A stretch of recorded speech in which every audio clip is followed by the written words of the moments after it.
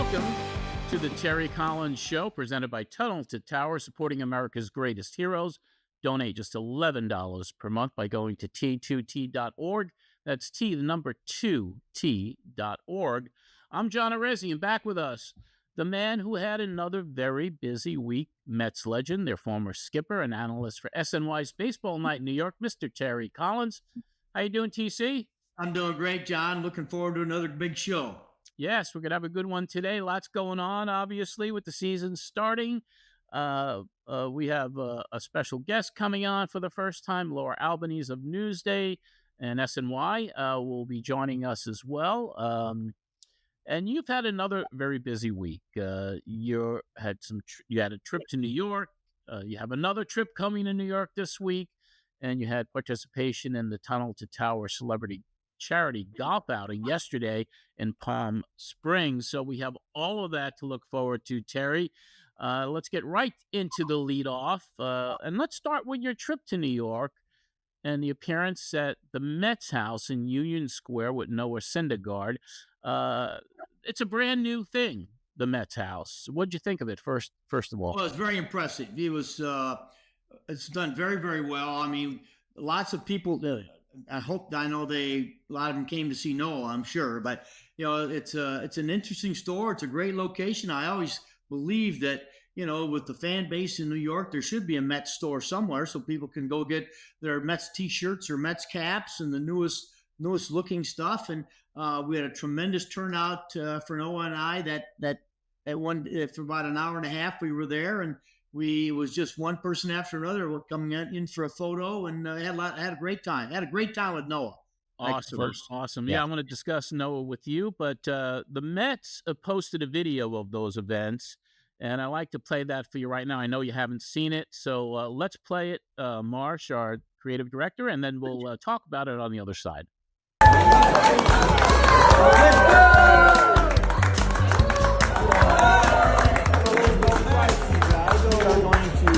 Out some tickets so you can ride the bus and come to the watch party and join Noah and I. So, all right? Let's go Mets! Let's go Mets! Let's go Mets! Let's go Mets! Let's go Mets! Let's go.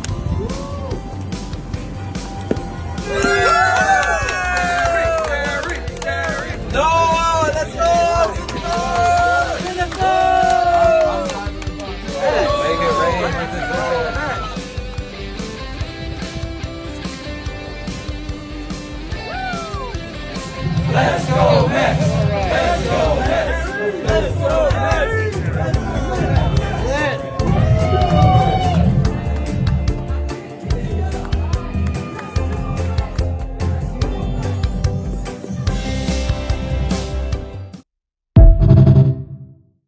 We had Mr. and Mrs. Met there too. They didn't miss a trick. I'm going to tell you, to be honest, and I don't, everybody, but I'm going to tell you, Steve and Alex are doing such a great job of putting together things for the fans, to promote the team and what they're doing. It's really, really fun to be a part of it. Yeah. And getting to see Noah, I know we had him on the show last season. This was the first time you actually got to get together with him in a while, or have you seen him recently? No, this is the first time. And we got together, had a little bite before we went to the team store, and had a great conversation. He's still in tremendous shape. I mean, goodness gracious, he looks absolutely great. And he's just still trying to work on his mechanics. He's hoping to get back in the game. He doesn't know if it's going to be this year or in the future. I'm actually going to try to set up I've got some great pitching friends of mine. And Noah right now he's been overcoached I think, John, a little bit. He's trying to get his release points back. He's still throwing mid-90s, but he just hasn't got the command that he thinks he needs to have to be able to compete at the major league level. And if there's one guy I'm rooting for, it's him, because when he first came up, he asked all the right questions. He made adjustments. He learned a two-seam fastball that all of a sudden got easy outs. Mm-hmm. He learned a changeup. The day that they taught him a changeup, he took it into the game and threw about 12 of them.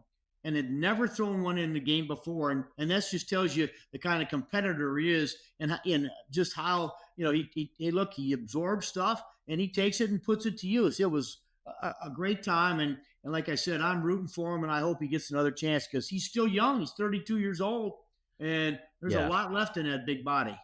Yeah, he expressed that desire when we had him on the podcast last season, that he wanted to get back in the game. And then, you're saying he felt like he was overcoached, and you listen to a lot of people, and but he's, I would love to see him get one more shot. I would love to see him, because I guess he wants to end his career on his own terms. On his own terms. That's exactly right. That's exactly what he said, John. But, in being a coach, one of the things, certainly we want to try to make an impact if we can on every player we're around.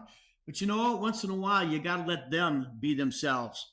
And there are times where you want to make an impact when sometimes there's too many voices in your head talking. One guy wants you to use your lower half more. One guy wants you to get your arm up higher. One guy wants you got to get on top of the ball more. You've got more four-seam fastballs, more sliders. And I think, when you try to please everybody, and Noah's the kind of guy who listens and wants to try what he's being told, is now just got so many voices in his head that he can't find out which one's working best for him. Yeah. Well, it was also kind of cool to see that the Mets, brought him back, brought him in for this thing. And I don't recall them doing anything previously with him, like separately at personal appearances or something like that. So hopefully, that relationship with the Mets and with Steve and Alex Cohen, they're always very kind to the alumnus that have been with the team. So it was good to see, and it looked like you guys had a lot of fun.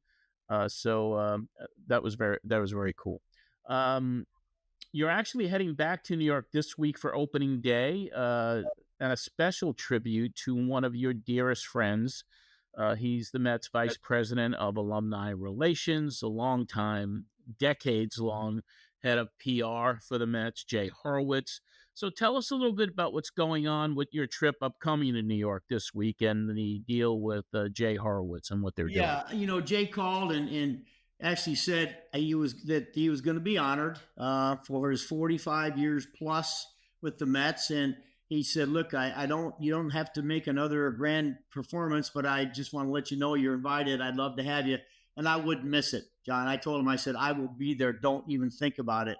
Yeah. So I'm looking forward to Saturday night, April 5th, before the game at Citi Field. They're going to honor Jay. And I'm not sure everybody that's going to be there that he's asked to come. I know John Franco's going to be there. I know Al Leiter's going to be there. But, he's one of those guys, John, and you've worked with Jay. Yes. When Jay Horowitz calls you, the answer is yes. Yeah. We'll do whatever you want. So when he asked me if I would be there, the answer is yes, I'll be there, and I'm looking forward to it. It's great to see him. He's got some of the greatest Mets memories and history and stories of anybody you'll ever be around. Yeah, he's one of the foremost historians for the New York Mets, and I met Jay.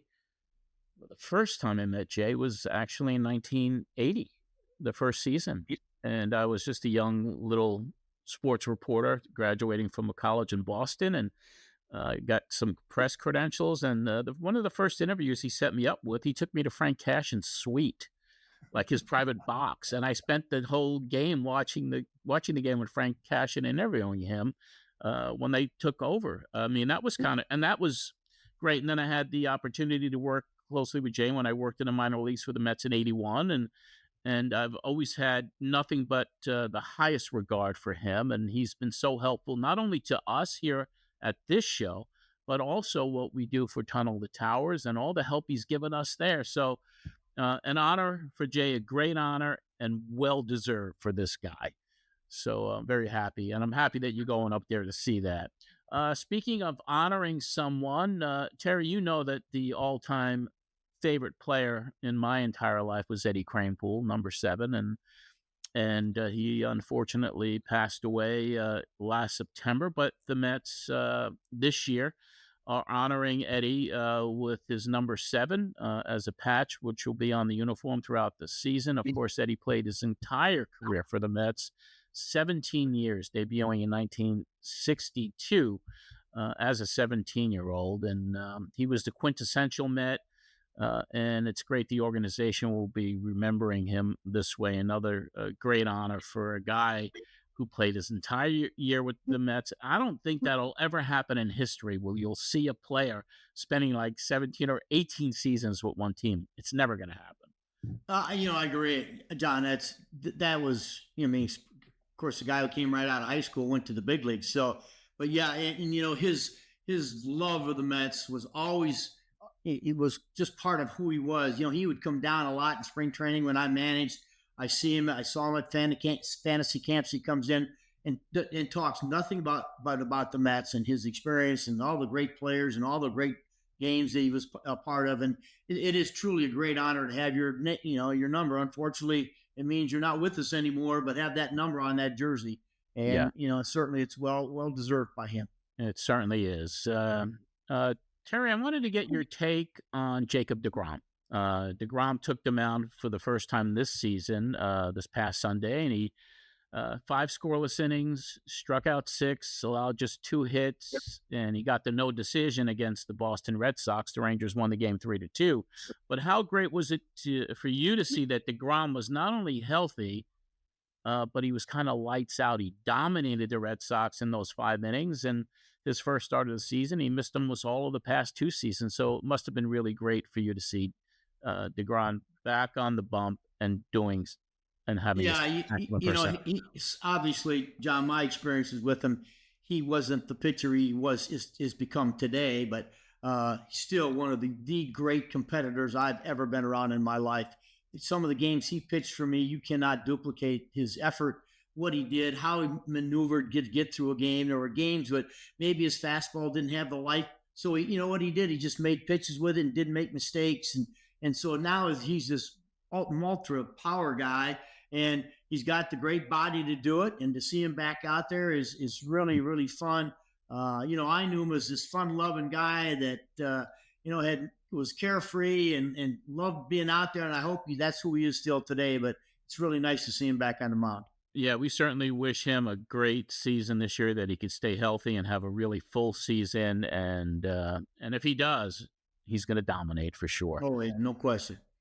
I think he has room on his mantle for just one more Cy Young. Possibly. Yeah, that would be nice. That would be cool. Yeah. Terry, you appeared this week at a great event for Tunnel to Towers in Palm Beach. It was their Celebrity Golf Classic. Tell us a little bit about that and if you had a good time, and I'm sure you did, but how was that event?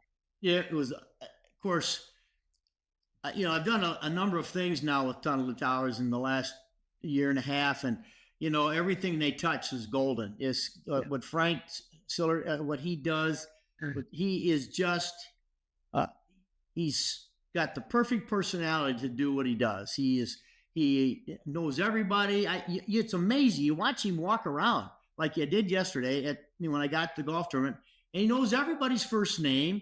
He's got a minute for you all the time. He's busier than heck at this golf outing. And, you're at the Trump International, which is one of the great courses in all of Florida. The most beautiful course, beautiful shape. Matter of fact, the president had played there the day before. So it was in great shape. A lot of people down there, they come out of the woodwork to be a part of it. Beautiful day. The sun was out. We had skydivers. They had the music. I think it's Daniel Gonzalez, the guy who sang the national anthem with a retired policeman. He sang the national anthem, and it was a great event. Unfortunately, we got rained out late in the round, but then it was about sharing some time with each other, and dinner and more fundraising. And the guy's he's got his energy's off the charts. So yeah, obviously you're getting to know Frank Siller, more and more. He played a couple of rounds with you yesterday, and so that must be very cool. He's a bundle of energy. He knows how to raise money, and with what they're doing each and every day, it's just spectacular. And I do have a couple of updates here about Tunnel, Terry. So I'm going to get into that right now. I'm happy that you were able to be there. They're asking you to do more and more of these events. They're they're everywhere now. And if you live in the Charlotte, North Carolina area, listen up. Tunnel to Towers Charlotte stair climb is at a new location. This year, you could climb inside Bank of America Stadium. That's where the NFL Panthers play. How cool is that? This year is a special event. It's more poignant than usual. The Charlotte climb will honor 4 law enforcement officers killed in a line of duty last April. Again, the Charlotte stair climb is April 27th at the Bank of America Stadium. Coming up on April the 10th, a groundbreaking will be held for the new Tunnel to Towers Veterans Village in Harrisburg, Pennsylvania. Permanent housing will be provided for more than 80 veterans who have struggled to find stability. This is one of 4 new villages where work will start this year. The facilities also include comprehensive services for veterans. Since starting its homeless veteran program, Tunnel to Towers has now provided housing to more than 10,000 veterans. These 10,000 vets have nearly 5,000 children who also don't have to worry about where they'll be sleeping. We're going to return with baseball reporter Laura Albanese after these words from former Met pitcher Al Leiter on behalf of Tunnel to Towers.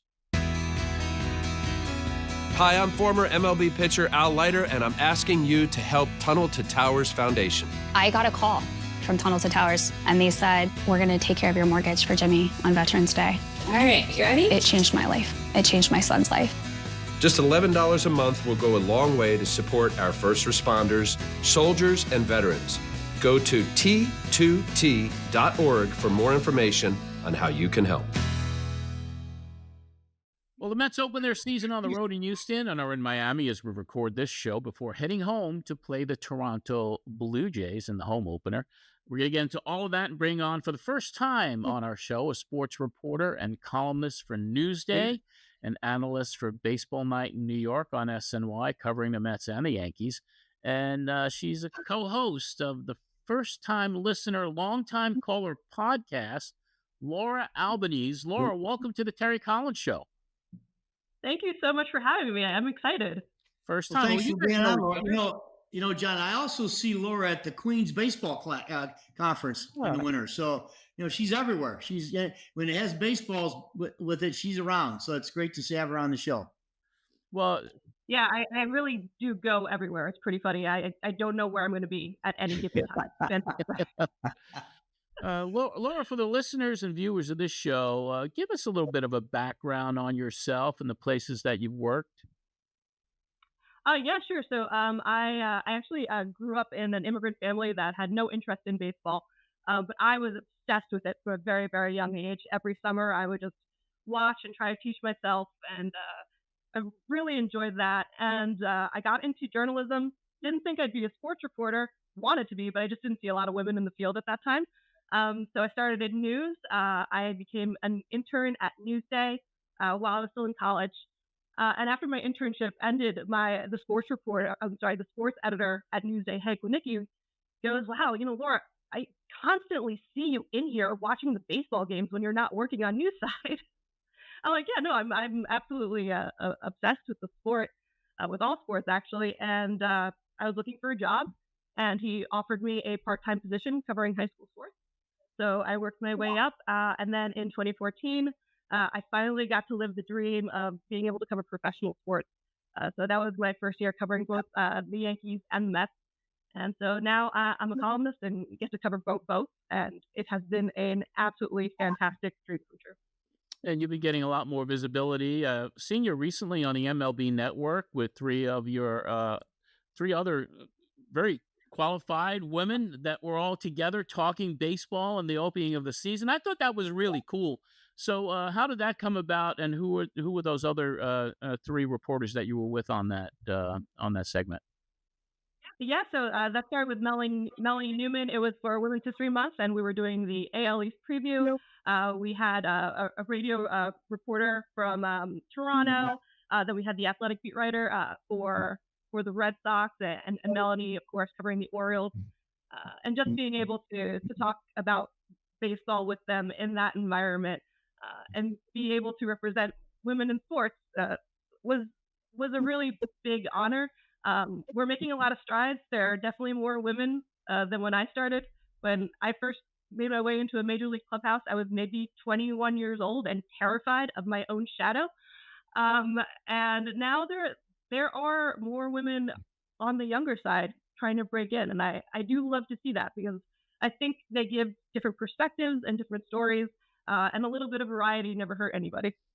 Well, we're happy that your footprint is growing throughout the baseball world, and once again, welcome back. But this week, the Mets, first week of the season, slow start offensively. The bats came alive in Miami so far, and Mets hit 4 homers in their 10-4 win in the opening game of the series.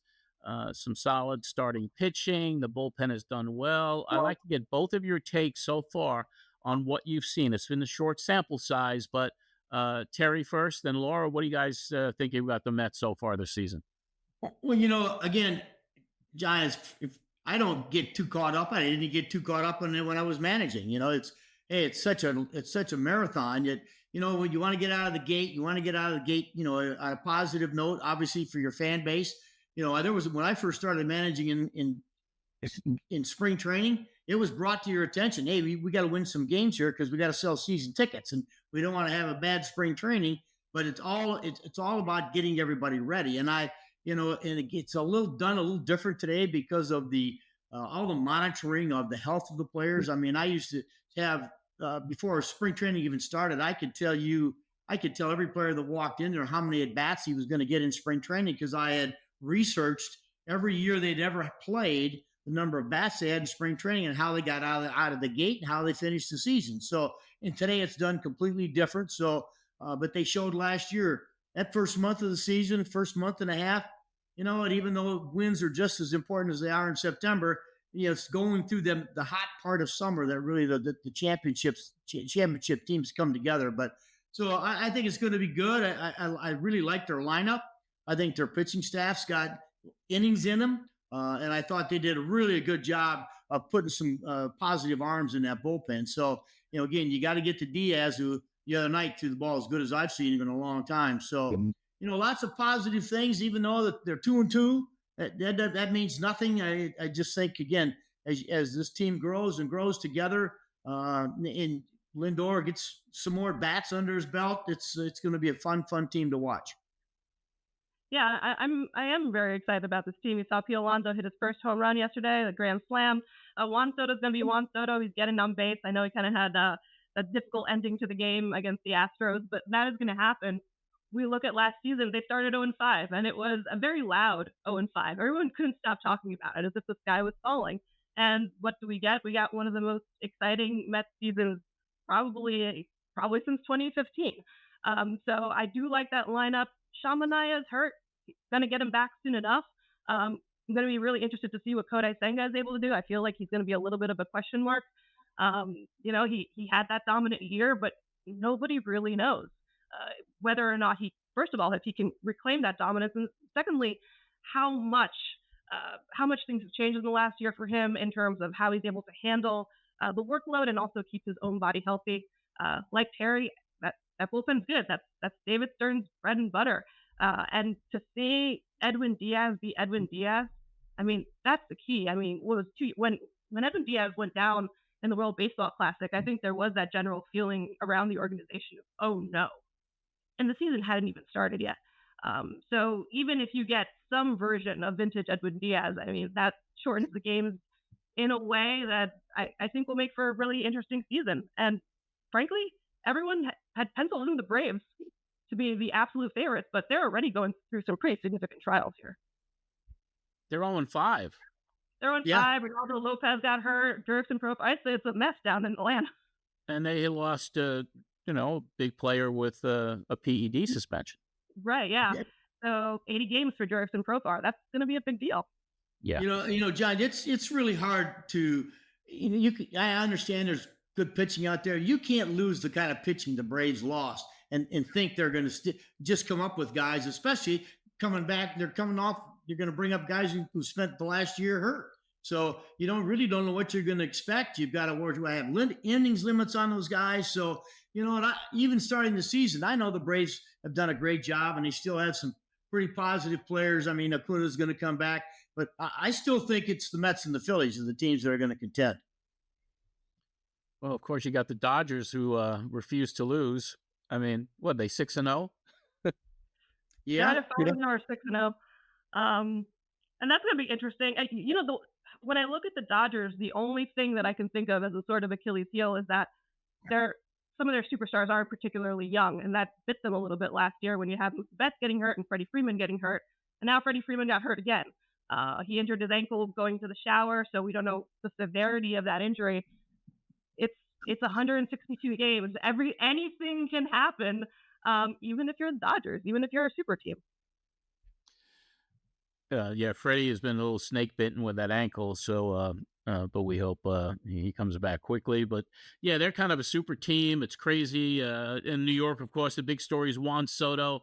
For me, it was almost kind of nice in the game against the Marlins where he wasn't that much of a focus because the first 3 games of the season, it was all Juan Soto. He was the only one that was doing anything, whether it was striking out to end the game, which certainly delighted the Yankee fans. I mean, this is going to be something that's going to be going on all season between the Mets and the Yankee fans. I could just see it. But Soto has that Soto effect. I'd like to get your assessment, Laura, because you saw him all last season at Yankee Stadium as well.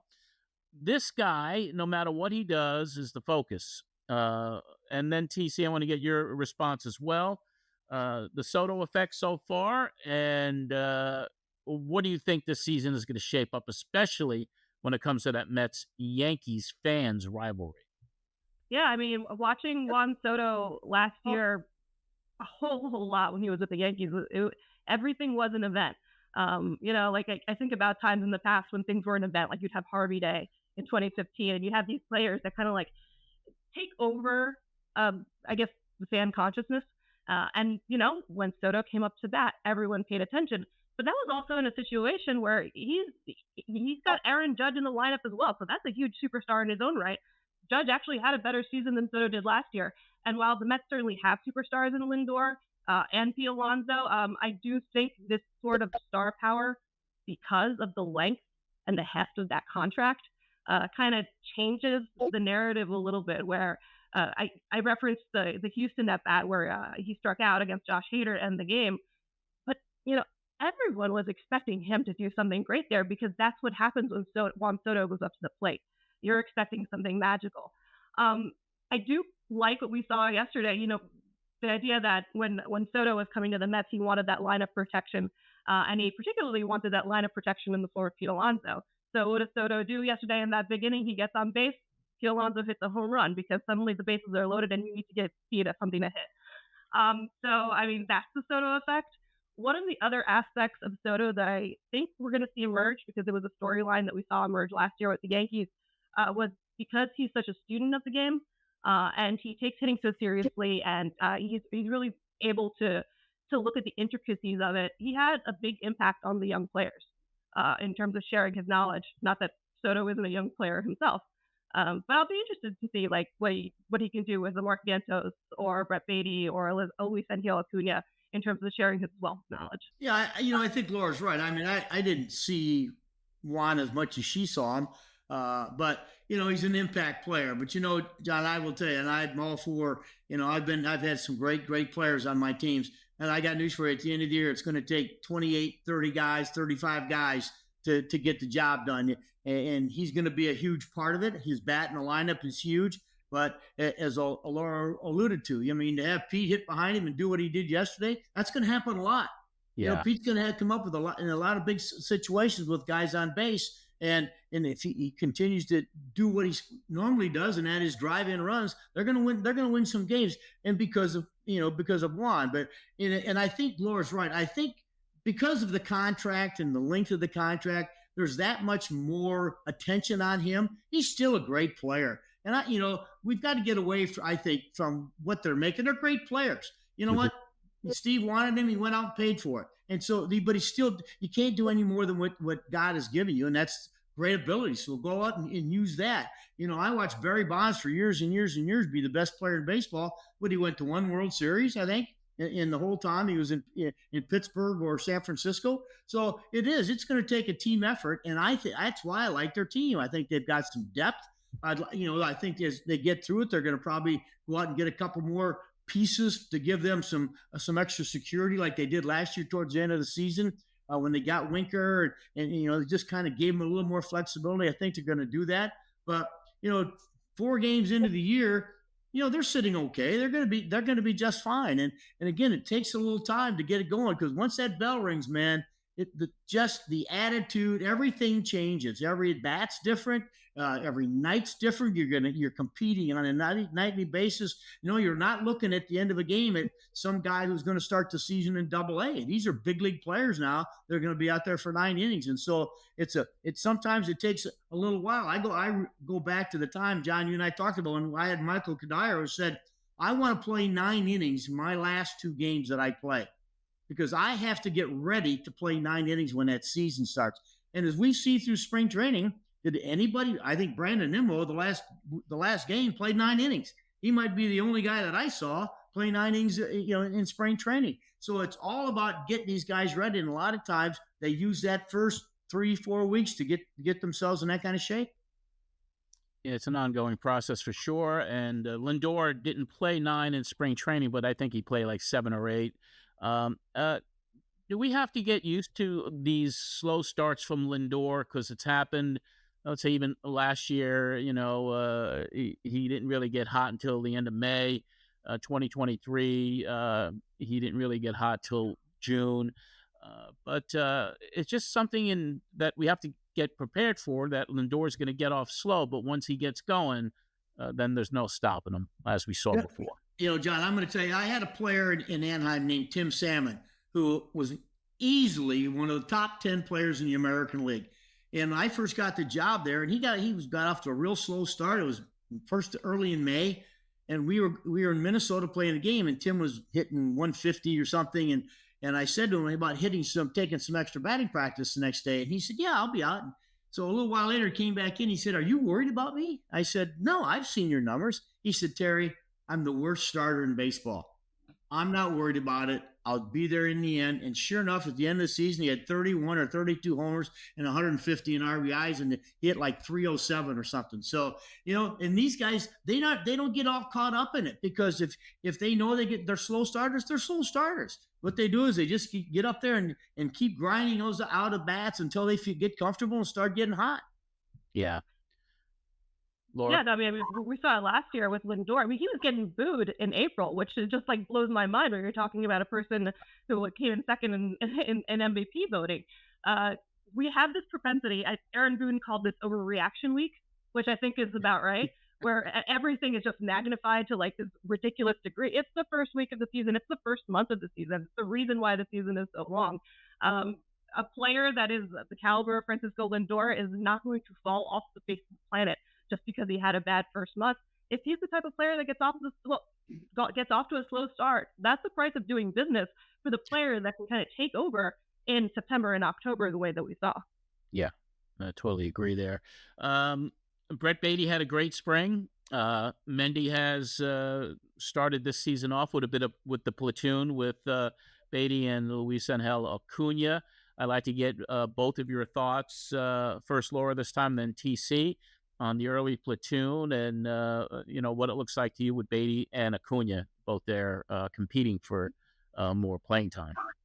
I mean, it is going to be interesting because my assumption is that when Jeff McNeil gets back from the injured list, then one of these guys is going back to AAA. So, I mean, there's a lot on the line here. When you look at Acuna, I do like his confidence at the plate. Like sometimes his at-bats I feel are not quite as competitive as Brett Baty's. I might be wrong here. I do feel like Brett Baty is maturing as a hitter, but I don't see the same confidence in Baty that I do in Acuna. So I would like to see that progression on both sides for both of them. With Acuna, there's a lot of versatility there in terms of what he can do in the infield, and that is something that Baty has also been trying to do in addition to learning how to play the outfield. So, I mean, it kind of depends on what we see here. I was interested in some of Francisco Lindor's comments during spring training where it said that Acuna looked a little bit bored. I don't know what to make of that. I don't know if that assessment has changed. But if that continues to be an issue, I would assume Lindor saying something like that out loud was either a motivation for Acuna or perhaps a warning sign. So I'm not sure. Terry? Yeah, John, it's when you're a young player and you're used to playing every day, because that's what you did in the minor leagues. When you come up and you're asked to platoon, I'm telling you, it's just a different idea, because now the days you're in there, you have to perform, because your opportunities are going to start to shrink. And the true great backup players are the ones who know they're going to play perhaps 2 days a week. And they know how to keep themselves ready. But poor Brett, and I like Brett a lot. I think he's got a really great potential. But you're in a town where there's not a lot of grace period. You're supposed to be good. You got to be good. And I think sometimes he might mount a little pressure on himself, because he is a big guy. He's not going to be playing his position at 6'3" and 215 pounds. Is a lot to ask. Acuna, I think what Francisco did in spring training is send a message. We're going to play the game here, and I truly believe this is what leaders do. Hey, we're going to play the game here in New York a certain way, and this is what we expect. These are the expectations here, and if you don't want to do it this way, we'll find somebody else who will. And that's not only not his job to find somebody, but when you're a young player and you've been called out by one of the best players in baseball, that means more than having the manager call you in the office and say, look, don't ever not run a ball out again. When your own teammates say it, that says a huge message. And I thought it was well taken. And I thought I really liked what I've seen so far out of Luis Angel. He's got set some really interesting tools and some skills. So it'll be interesting. But I agree with Laura. When Neil comes back, he's going to get the majority of the playing time, I'm sure. Yeah, what's the status with McNeil? Do you know, Laura, any updates? I heard that there was a little bit of a setback for him, and he may be out longer than they anticipated with the oblique. That is essentially what I heard as well. I mean, everyone knows oblique injuries, they're tricky beasts. So, it could be a little bit longer. I mean, we've seen so many times where a guy goes down with an oblique injury and it's supposed to be a few weeks, and it ends up being closer to a few months. So we will see. I mean, for me, like Jeff McNeil for the last few years has been a little bit of an enigma in terms of what he's able to produce. I mean, I still love his bat to ball skills. I love what he was able to do in the latter half of the season last year. And I mean, if he can be that version of Jeff McNeil, that's just such a fantastic weapon because of his versatility. But in terms of the injury, no idea. I do not pretend to know if I can predict oblique injury. Yeah, it's a tough one for sure. On the other platoon that they're doing out in center field, I'm going to get both of your thoughts on Jose Siri. He's certainly shown he can cause some havoc on the base paths, as he did over the weekend, and just kind of stealing a run in a way. His defense will be something to watch as well, with Siri sharing center field duties with Tyrone Taylor. That's another platoon I'd love to get your opinions on, both of you. First TC, then Laura.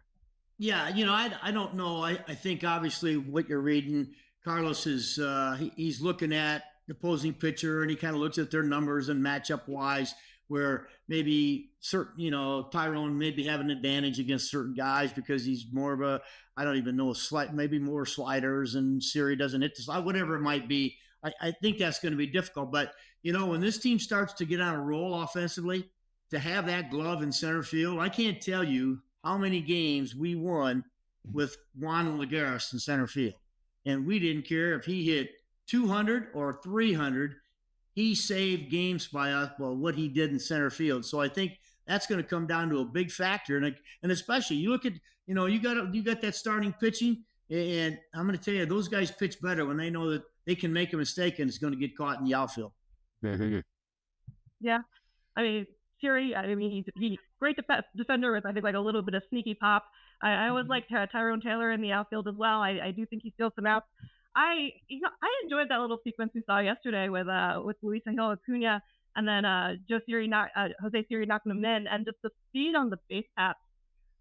Not always necessarily a boon for Mets teams in the past couple of years, but to have that kind of weapon where opposing pitchers do feel the pressure. And Siri provides that, and Acuna provides that, and having that tool is always great. So yeah, I'm intrigued with him. I think probably he might be able to hit a little bit more than we thought, but we're gonna find out. We'll find out. I've always enjoyed Tyrone Taylor. I like what he's able to do in the outfield. So I mean, that's about as good a platoon as you can ask for right now with what you have. Yeah, absolutely. Laura, I know you had some questions for Terry, especially about what has become kind of the biggest news story, not just in baseball and across sports. Has something to do with the bat. So why don't you take it away? So yeah, no, I am fascinated by the torpedo bats, which I feel like everyone is fascinated by. I mean, not necessarily that they're new, but I mean, Terry, what do you make of this? And now the news just came out that the Braves have just started ordering a few for their own lineup. Well, Laura, John and I discussed this before we came on the show. And, you remember, I brought this up. You remember a few years ago when somebody came up with the idea, because nobody wants the end of your bat doesn't do any damage. So they cut the end of it out and made the cone shape, the cup at the end of the bat. And the purpose behind that was to put the majority of the weight back in the barrel of the bat. And that's all this is. It's done exactly the same thing. They've made that part of the bat a little bit bigger. But I got news for you. That will have to wait to see the guys who hit 250. Are they going to hit 300 with this barrel now? Or if the guy who hits, 5 to 9 home runs every year, is he going to hit 15 to 19? I think we're going to have to wait for a long time to see what the results are going to be there. Because I will tell you what, hitting's still hard. I don't care. I'm gonna bring a bat that I used, and I used a great big bat, a great big handle, and I choked up real far on it, so I hit more balls here, and it didn't help. It didn't make much difference because unless you hit them there solidly on a consistent basis, it doesn't really help you. So I'll have to wait and draw conclusions, because the guys I'm seeing hit home runs are home run hitters. I haven't, show me some of these little guys with a little bit of, just a little pop once in a while when they come up with this great big barrel. Because we're going to look at some things. Everybody's got to decide whether or not that's illegal. Well, you still got to be able to hit it in the middle of that bigger sweet spot on that bat. So it'll be fun to watch. I think it's interesting. It's a talking point now, just as it was years ago with the baseball, and it was supposed to be loaded, and then it was the soft baseball. The balls weren't flying, and everybody's got to find a way to change the game. And this guy's come up with an idea. Hopefully, it makes him a lot of money, and maybe if it makes hitting better, good, because pitching's pretty dominant right now. And that kind of leads me to my next point. I mean, for years we've been hearing about the pitching labs and these guys getting optimized and, throwing more pitches and throwing harder. And it felt like for a while there, hitters were trying to catch up because they were basically still, using the same broomstick that we've been using for 120 years or whatever it is. When you see how now hitting labs are becoming a bigger part of Major League Baseball teams, how do you think that'll affect the game going forward? Well, Laura, again, I haven't seen. Every year I look at numbers, and I know the new theory is batting averages don't count; they don't mean anything anymore. One of the things that drove me crazy when I used to go to one minor league games is see guys are hitting 215 in A ball, and they're not bothered by it.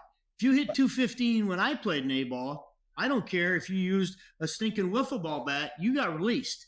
So a few years ago, guys started to get bigger barrels and thinner handles, and that's why bats were snapping. Well, Major League Baseball, they actually had rules. The umpires used to come over with a ring. And took every bat, and it had to fit through that ring to be qualified as the bat you could use. Well, they don't do that anymore, and I don't know if these bats can, if the ring can go through this new bat that they've got, but I don't, I know hitting is very, very hard. And I'm sorry, like I said, when I played, I saw guys who had great big barrels, and I saw guys with little bitty skinny barrels. When the guys who could hit.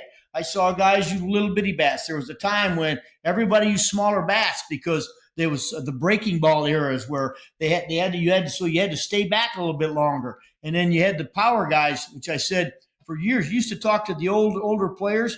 And when they face those real hard throwers, they use great big heavy bats, and they let that velocity in the hardness of their bat do all the damage. They didn't overswing, but today it's all about swinging as hard as you can.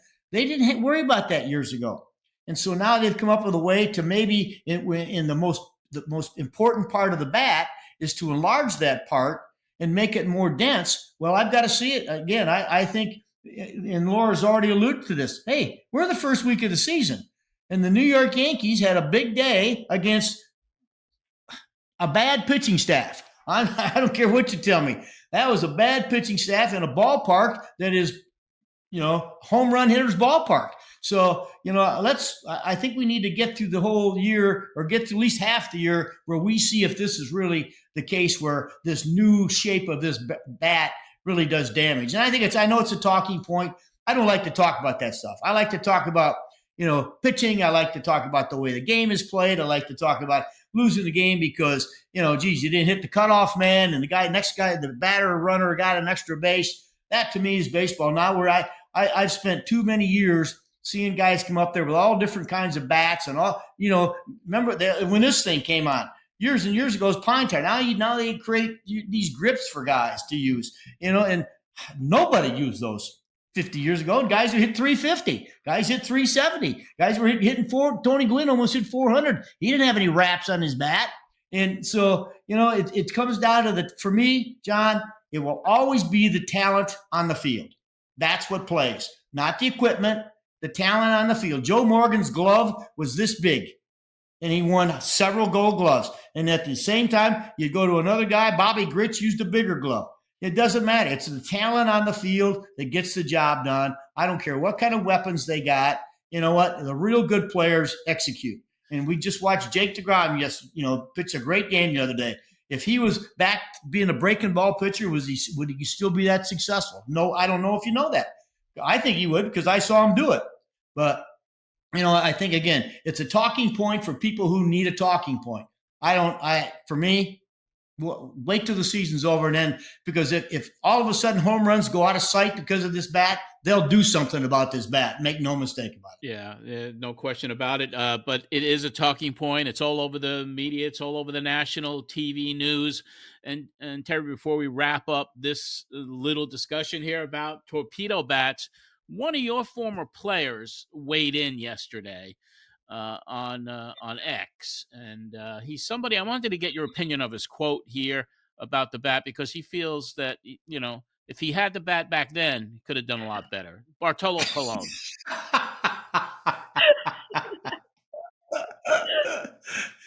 Laura, were you around him much? Bartolo? I was a good bit, yeah. I was. He was quite the character. He was yeah. He would have hit more home runs if he'd have hit the ball more times.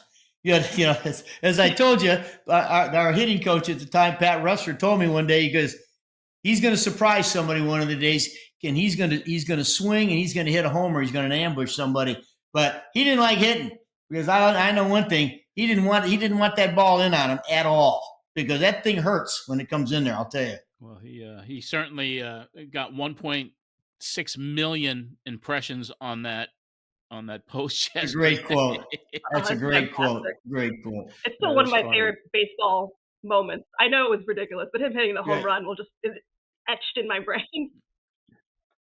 Well, can you imagine? Can you imagine what one of the great home run hitters in the game might have said?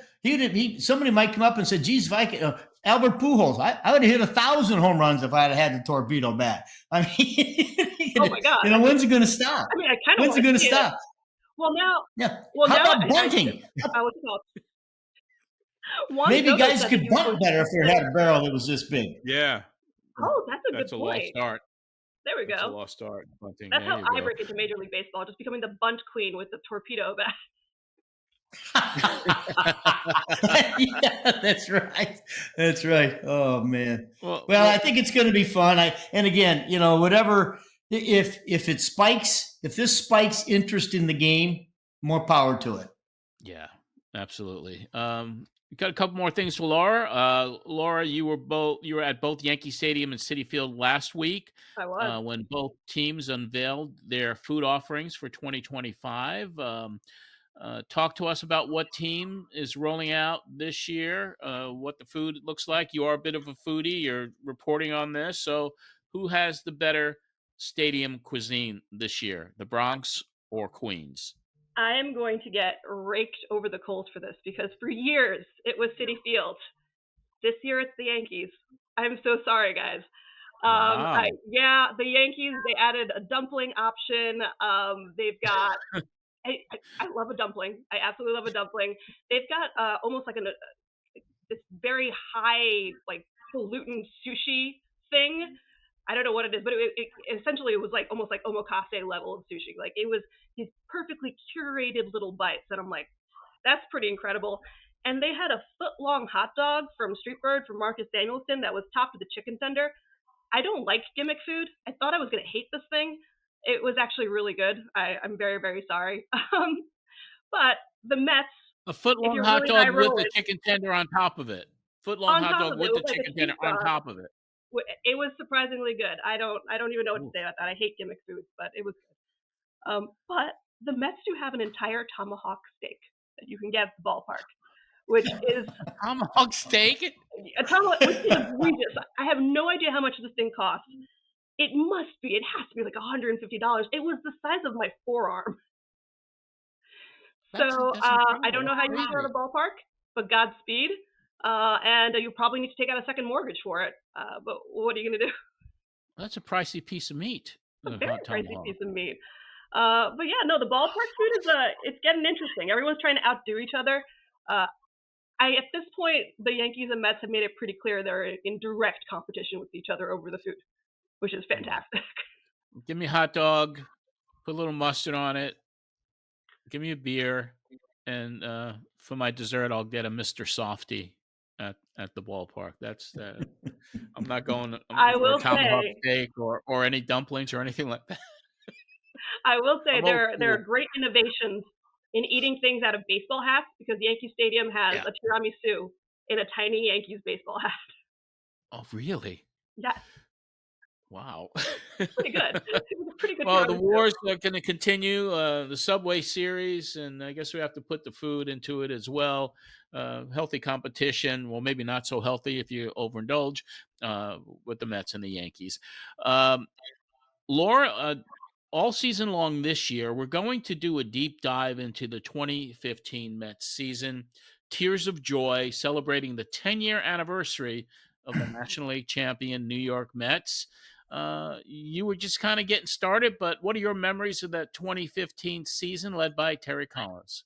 Yeah, that was my first full season covering Major League Baseball, and it was definitely a wild ride. I think I got spoiled because of how cool that team was, and how interesting that was.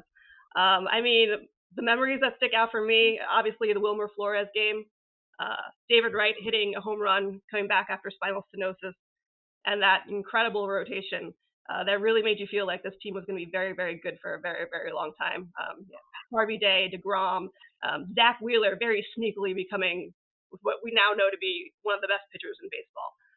Yeah. It was just a fun team with a lot of characters. And Terry, I can't imagine what that was like for you, especially going through that that August and September during the 6 or 7 weeks that Yoenis Cespedes lit baseball on fire.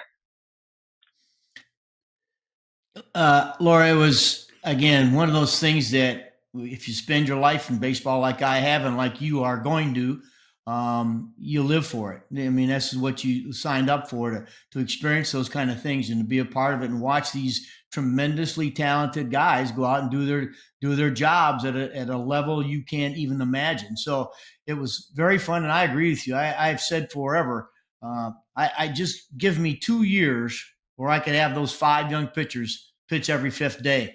And I will be happy for the rest of my life if I could have been able to have that, because they were very, very special. But as you've seen on teams, Lauren, the last couple of years, the camaraderie, the closeness of those guys in that clubhouse, due to the great leadership from, Kadair, Wright, Granderson, it was all there. Bartolo, they were all there, and every night they took the field, man. They wanted to win. They wanted to beat you up, and it was really fun to watch and be a part of it all.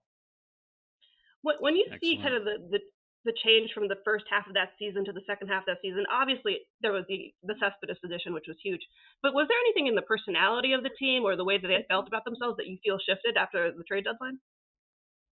Well, when Sandy started to make some moves, you could hear the players talk about like, wow, the front office, because we were just hanging in there. We weren't doing anything exceptional, but all of a sudden here came, Tyler Clippard, or here came Addison Reed or Kelly Johnson, and the clubhouse started to fill up with, good veteran major league players, and the guys' attitude just changed. And you saw it as it grew and grew and grew and culminized with obviously the Cespedes trade. But, when we started out that year, again, we knew David was going to have injury issues, and we had to, fill in for that huge hole in our lineup.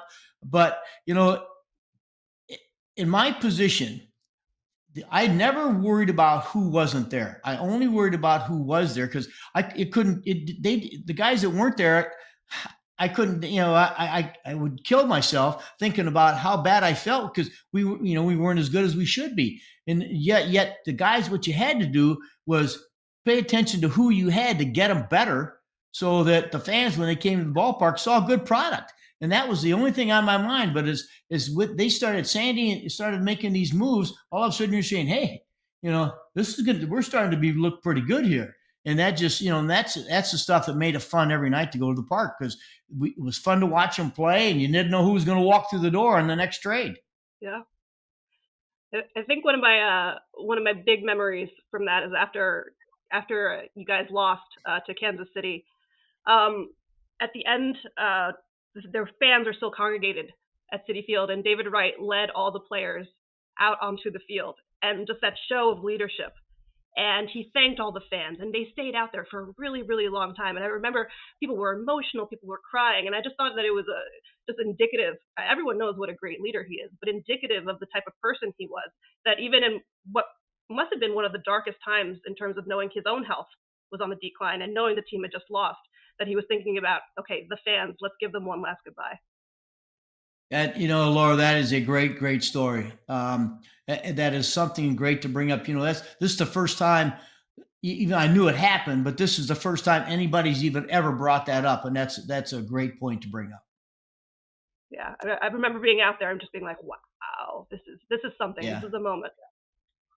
Yeah, that's an amazing. I never heard that story either. This is the first time I heard it. So David, of course, the leader that he is, being honored this year with the number retirement and the Mets Hall of Fame induction. TC will be there as well. Laura, I'm sure you'll be there as well. It's great having you on here for the first time on the Terry Collins Show. Why don't you let everybody know about your podcast and where they can follow you on social media? Yeah, so you can follow me on X at Albanese Laura. You can read my articles at Newsday, and my podcast is First Time Listener, Long Time Caller. It is a very lighthearted sports and pop culture podcast where we kind of just try to bring fun back into sports, because sometimes I think people take it just a little bit too seriously. Yes, indeed. Well, thank you so much for joining us today, and we hope to have you on again real soon. Thank you. Thanks, Laura. Thanks for coming on. You were great. Thank you. You guys are awesome.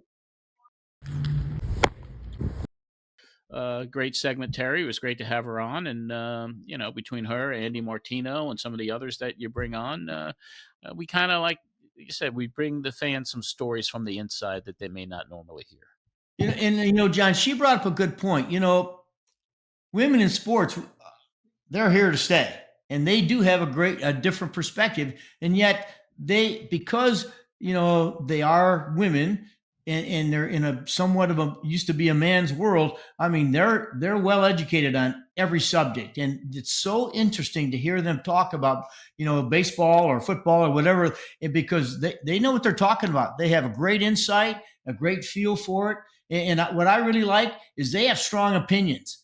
And I like that. I'm of course a huge Kim Eng fan, who probably set the tone for all women, and certainly in baseball. And I think it's great for women to be a part of this. We're starting to see women coaches. There's a place in the world for everybody. Oh, absolutely. And that's one of the reasons I wanted Laura to come on, because I watch SNY. I read her columns in Newsday, and there's always kind of a human perspective in those columns that she writes. And so I was happy to have her on, Terry. So what we're going to do now, it's time for the Tunnel to Towers Amazing Hero of the Week segment. And of course, each and every week, we tell a heartwarming story about those lives that Tunnel to Towers has touched and impacted. So let's go to that right now.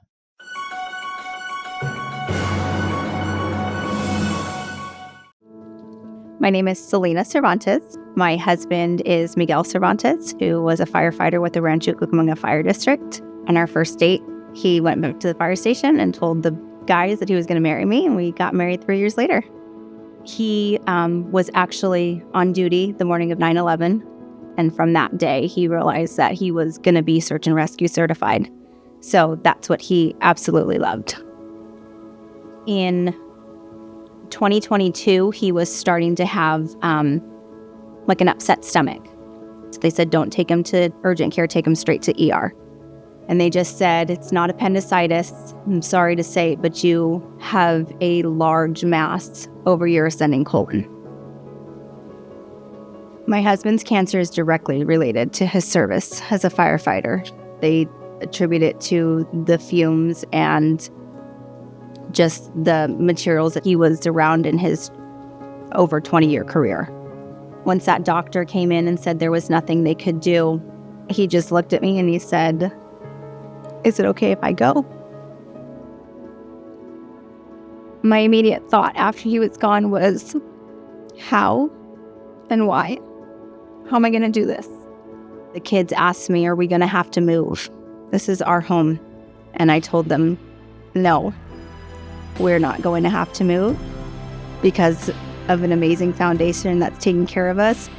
Tunnel to Towers was actually a huge surprise to me. They told me about their mortgage program for fallen first responders. I'm bawling, crying. I think they're crying. And they reassured me that this is the exact reason why they do this and why Tunnel to Towers was started. Tunnel to Towers supports America's heroes. Let us do good. We will have another Amazing Hero of the Week segment on our next show and throughout the season. Well, TC, that's going to wrap up this episode. You can subscribe to the Terry Collins Show on all podcast platforms and on our YouTube channel. So just go to youtube.com/The Terry Collins Show. And Terry, before we go, we'd also like everybody to check out Amazing Conversations with Jay Horowitz, a New York Mets podcast hosted by the foremost Mets historian. This week on Jay's show, he's going to honor Rusty Staub and highlights the Answer to Call nonprofit Rusty started 40 years ago. So that's also available on all podcast platforms and on YouTube. Also like to thank for the Terry Collins Show, the creative director, Marsh, the man with one name, and also our researcher, Dominic DiBiase. Terry, we hope you have a great trip up to New York and opening day and honoring Jay. So we look forward to seeing you next week right here. I'll look forward to it, John. Thank you. All righty. For Terry Collins, this is John Arezzi. Have a great week, everyone.